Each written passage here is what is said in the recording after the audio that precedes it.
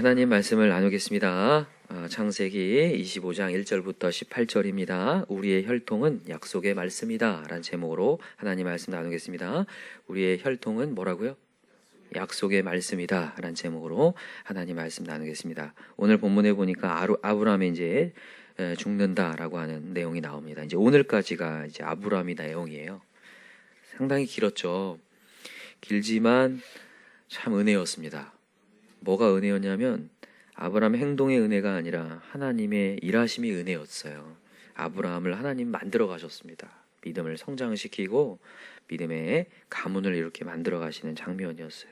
우리가 어제 뭘 살펴봤냐면 이삭의 아내 리브가가 이제 이삭의 아내가 되는 장면을 함께 살펴봤는데 왜 이게 있냐면 여러분 25장 전에 24장이 그 내용이었잖아요. 여러분 23장에는 뭐가 나왔습니까? 누구의 죽음이 나왔죠? 사라의 죽음이 나왔습니다. 사라의 죽음으로 뭔가 끝나는 것처럼 보이지만 24장을 통해서 하나님의 약속이 이어지고 바통터치가 되어가는 것을 하나님이 아주 길게 설명을 하고 있었어요. 중요하니까요. 그죠? 하나님의 약속이 이어지는데 그래서 리브가가 가려고 하느냐라고 물었을 때에 어떻게 대답했다고 했죠? 가겠나이다. 그래서 요한복음 1장 12절에 영접하는 자, 곧 그 이름을 믿는 자들에게는 뭐가 되는?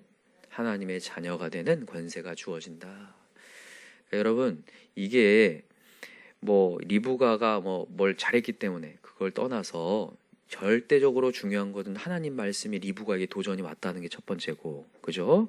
그래서 혈통으로나 육적으로나 사람의 뜻으로 나지 않아요. 하나님의 뜻으로 나죠. 그래서 하나님의 말씀이 우리에게 들어왔어요. 도전장이 왔는데 이 리브가가 순종을 했다라는 거죠. 순종을 통하여서 약속이 이제 이어져 가고 있다라는 거죠. 오늘 이 아브라함의 죽음도 마찬가지입니다. 이 아브라함의 죽음을 얘기하기 전에 이 아브라함이 이제 후처를 얻었다. 그두라라는 후처를 얻어서 아이를 또 많이 낳았어요. 쭉쭉 나요. 많이 낳았습니다. 그리고 나서 이제 아브라함이 죽었다라고 하는 얘기가 이제 나와요. 그죠? 몇 세를 살고 죽었어요? 175세를 살고 죽었다고 6절에 나옵니다. 그죠? 여기 한번 읽어봅시다. 6절 시작. 자기 서자들에게도 재산을 주어 자기 생전에 그들로 하여금 자기 아들 이삭을 떠나 동방 곧 동쪽 땅으로 가게 하였더라. 아브라함의 향년이 175세라 이렇게 돼 있죠. 175세. 여러분 이 약속의 땅으로 온 때가 몇 세요? 75세. 약속의 땅에 몇 세 산 거예요? 100세. 딱 100세를 살았습니다. 100세를 살고 이제 늙어서 기운을 다하고 죽었다. 그리고 난 다음에 또 이스마엘에 대한 이야기를 쭉 밑에 이제 이스마엘 후예에 대한 얘기를 쭉 합니다. 이 얘기가 왜 이렇게 등장을 할까? 여러분 사실 이렇게 아브라함이 많은 자손을 낳았다라고 하는 게 원래 이 창세기 17장에 하나님께서 약속을 하셨어요. 너로부터 여러 나라를 만들겠다라고 얘기하셨거든요.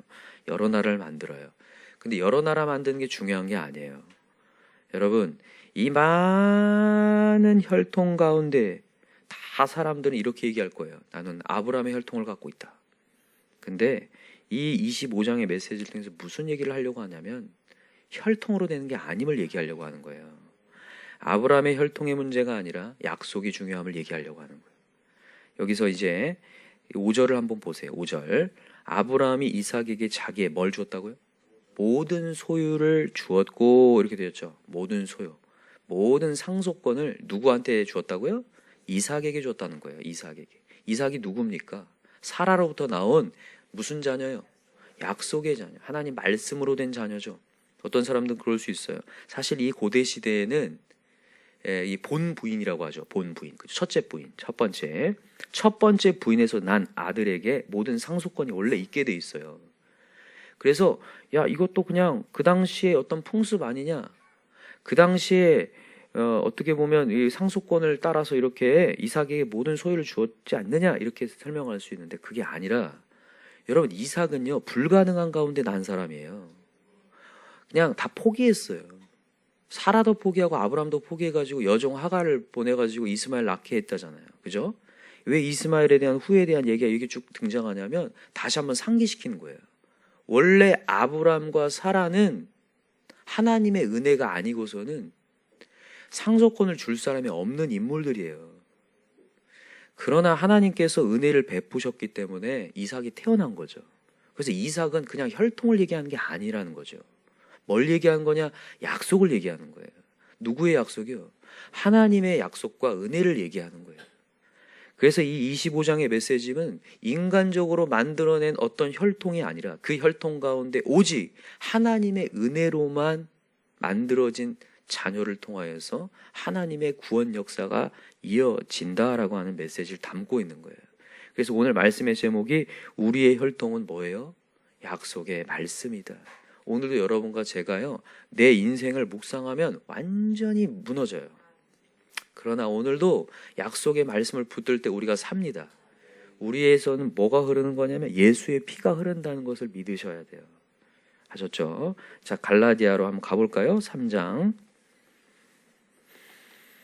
갈라디아 3장 16절을 한번 가봅시다. 갈라디아서는 고린도 전후서 다음에 있죠. 갈라디아 3장 16절.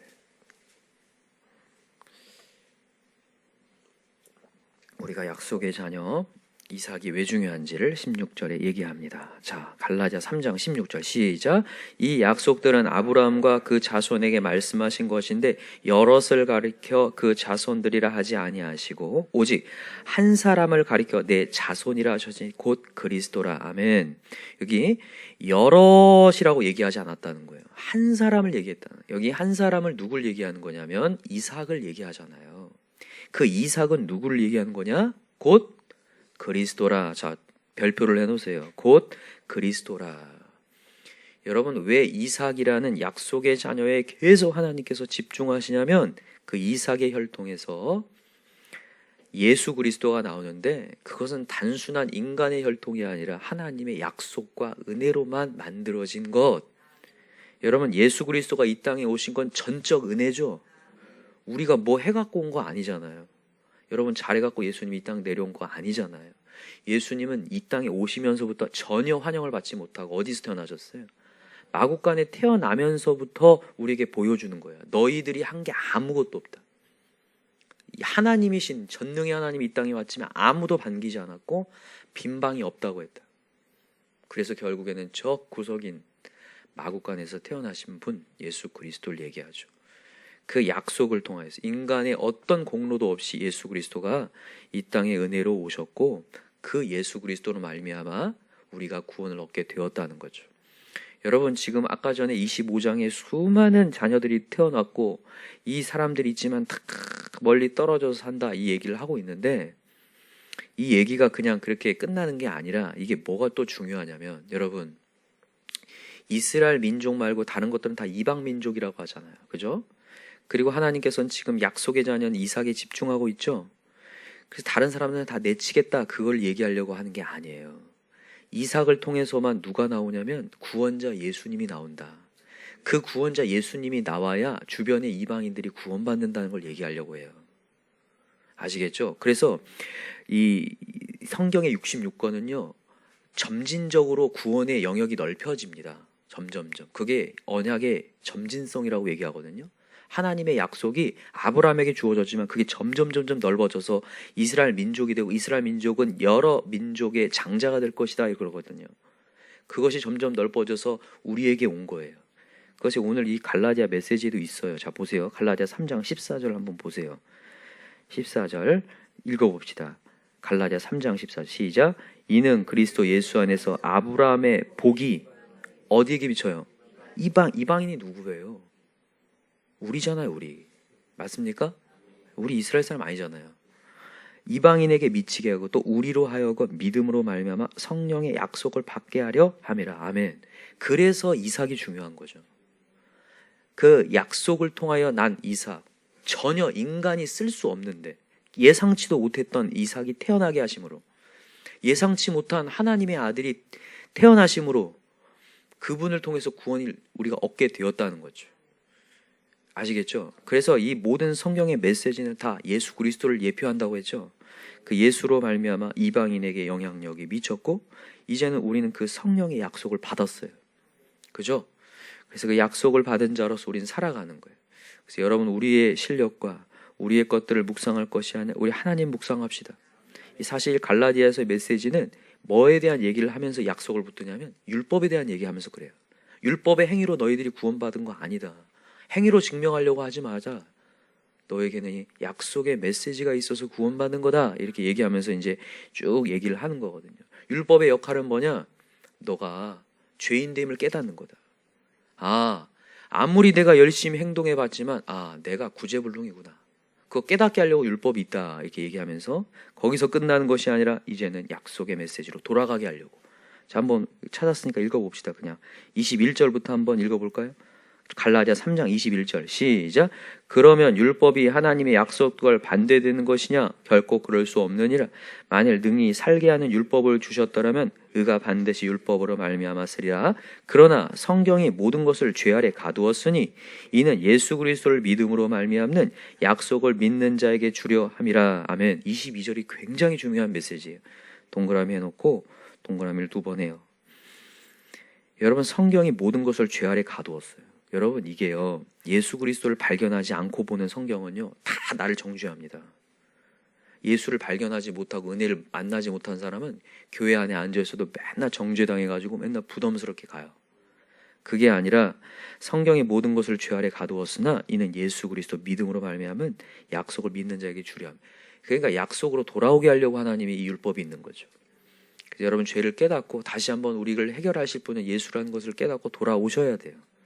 그래서 여러분, 우리 매일마다 예배의 자리가 있는 거죠. 제가 이전에 주일날 이런 얘기 드렸어요. 조지 뮬러가 마지막 노년기에 인터뷰하면서 했던 얘기가 있었다고 했어요. 그죠? 왜 하나님의 말씀을 매일같이 묵상해야 되느냐? 뭘 잊어버리지 않기 위해. 하나님의 은혜예요, 은혜. 내가 말씀이 없으면요, 또다시 내가 정죄를 받아가지고 내가 막 눌려요. 나 같은 놈은 안 되는구나. 그러다가 말씀이 있는 순간, 그렇구나, 하나님이 나를 건지셨구나, 다시 회생할 수 있는 힘이 된다는 거예요. 소망이 되고 희망이 된다는 거죠. 그래서 여러분, 우리는 말씀의 자리에 있어야 됩니다. 또다시 은혜의 말씀을 들어야 됩니다. 또 우리 약속의 말씀을 붙잡읍시다.